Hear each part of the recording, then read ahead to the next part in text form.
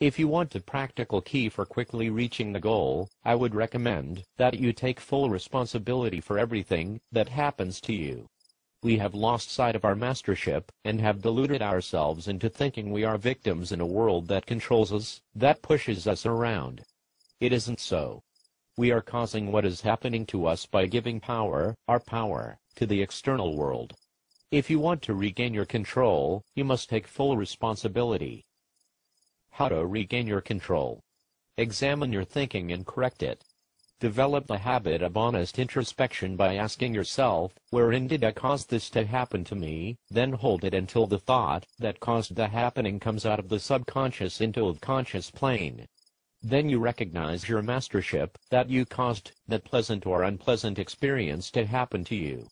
The more you do this, the easier it becomes, and the more able you become, until finally, you recognize that you were always the master. So I myself am my own block, and other people do not influence me. Yes.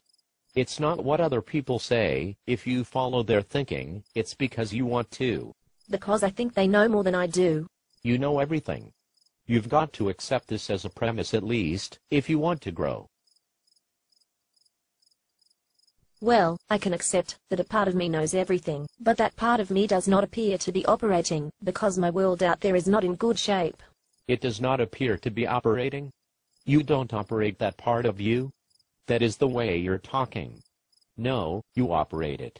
You choose not to use your omniscience, your basic nature. You choose to be ignorant of your omniscience, by saying, I'm a limited mind-body. That's your choice.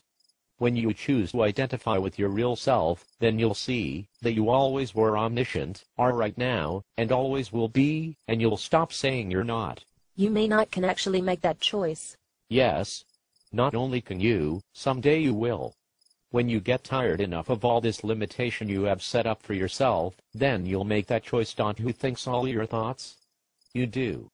It's all you're doing. What we accept is what we choose to accept. It's always our choice.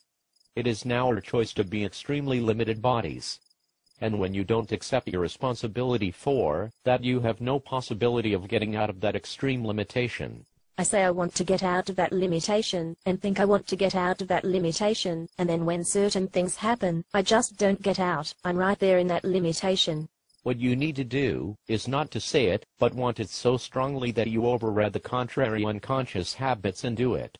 Overriding the unconscious habits is hard to do, because they keep sneaking up on you, and you don't realize you've got them. It depends on how strong your desire is for the thing that I want us to, whether the unconscious habits override it. We have infinite power, infinite will, and when man so wills, he's immediately set free. Gee, that sounds so easy. That's the easiest way to do it. Just will it. And it's possible for every one of us, because we are infinite, and therefore have infinite willpower. And the reason we don't do it is that we don't have enough desire for it. We still have more desire to be limited bodies.